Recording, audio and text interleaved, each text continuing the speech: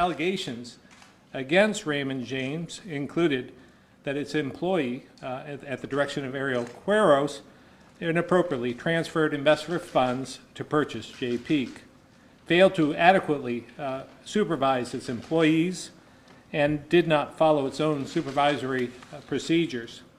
That settlement resulted in a $1.4 million administrative penalty for Vermont and in $4.5 million to benefit the receivership estate.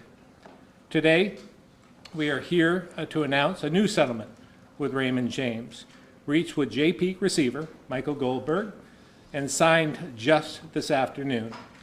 That settlement, upon approval by the federal court, recovers $145.5 million, bringing the total recovery from Raymond James to $150 million.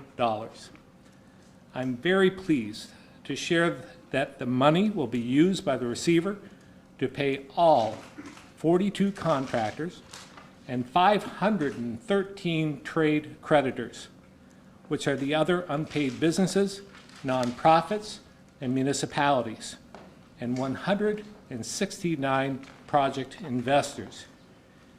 Each of these entities, each of these companies will be paid 100 cents on every dollar that they were owed. While this does not wipe the slate clean for the individuals, businesses, and communities harmed by this alleged fraud, it is very, very encouraging news. As a former contractor myself, I understand the financial and emotional burden when you've done the work but haven't been paid. You make sure you pay your employers or your employees, your ongoing expenses, but sometimes bills have to go unpaid because you haven't been paid for the work that you did. These contractors have been struggling with that for many months, and it has been a priority of my administration, as it was for the previous one, to see that they were paid in full.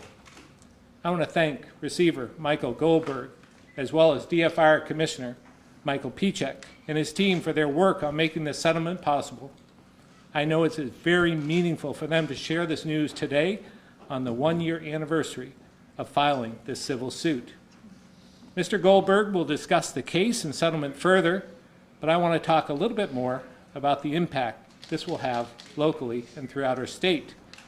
In total, 241 Vermont-based organizations will receive just over $9 million.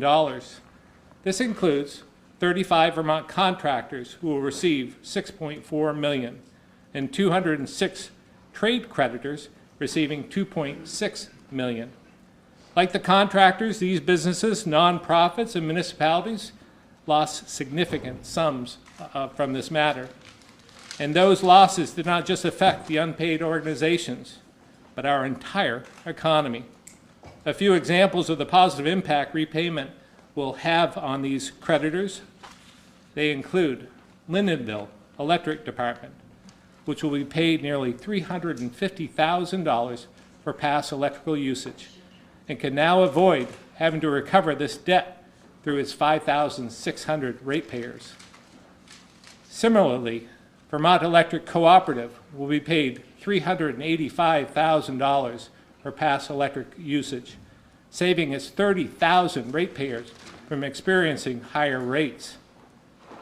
The Sewer Department for the towns of Troy and Jay will receive $167,000 for water treatment services, saving local property owners from bearing this expense. In the town of Jay, Volunteer Fire Department will be paid more than $7,000 for services it provided. Tens of thousands of dollars will also be used to pay local Vermont businesses for services provided. Businesses like Queen City Printers in Burlington, Capital Candy Company in Barrie, Lyndonville Hardware in Lyndonville, CO Plum Appliances in Brattleboro, Davis Family Deli Provisions in Rutland, and Fred's Energy of Vermont in Morrisville. Other Vermont businesses like Burton Snowboard and Casella Waste Management will also receive repayment. Another incredibly important result is that additional funds will help support continued development in the Northeast Kingdom. Burke Mountain will receive $3 million for deferred compensation in an agreement entered when it sold the Burke Ski Resort in 2005. And $1 million of that money will be used to construct a new ski lift. An additional $17.5 million will be used to complete cottages, a recreation center and fields as part of the stateside hotel at Jay Peak. Vermont-based Duke Construction, which had already bid and been selected for the project, will serve as the contractor. While this is very positive news, each of us understands we still have a lot of work to do to repair the damage done, further restore the faith in the EB-5 program, and bring justice to this case. But I am very, very grateful to Mr. Goldberg for his work in securing the settlement and DFR for his support of the investigation. Over the past year, Mr. Goldberg's efforts have kept the lights on at Jay Peak, kept hundreds of Vermonters employed, and allowed the resort to take advantage of a really great ski season, which, by the way, is still going on today. But this did not look possible at this time 1 year ago. By paying back those creditors and investors with this settlement, he has also put the resort in a better position for a future sale, which will be another step forward for the Northeast Kingdom in general. With that, I'd like to invite Mr. Goldberg up to give an overview of the additional settlement details, and then we'll take your questions. Thank you very much.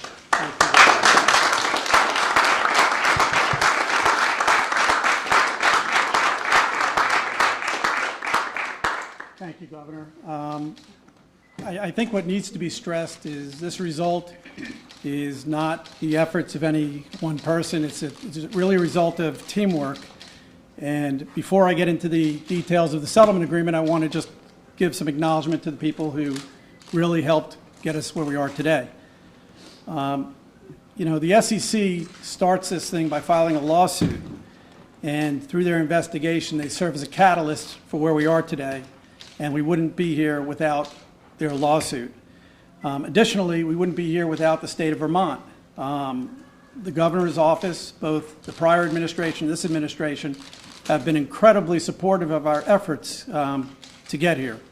And in particular, Mike Piacek from DFR, who knows this case as well as anybody, because he's probably investigated it more than anybody, his efforts have been tireless, and he gets a lot of credit. In fact, I speak to him probably 3-4 times a week, and he provides me with a lot of backup and help, and his whole office does. It's a little strange to come here and also want to thank Raymond James, but it can't be, the way they approach this can't be ignored. They stepped up to the plate, they faced their responsibility, and they basically set an example of how firms caught in this situation should react. And that can't go unnoticed. I want to thank my counsel, my legal team, primarily my lead counsel of Jeffrey Schneider, and class counsel, who simultaneously was prosecuting their lawsuit, Tucker Ronzetti and Harley Tropin of the Kozak Tropin firm, for their tireless effort as well. Most importantly, though, I want to thank the employees of the Jay Peak Resort and the Burke Hotel.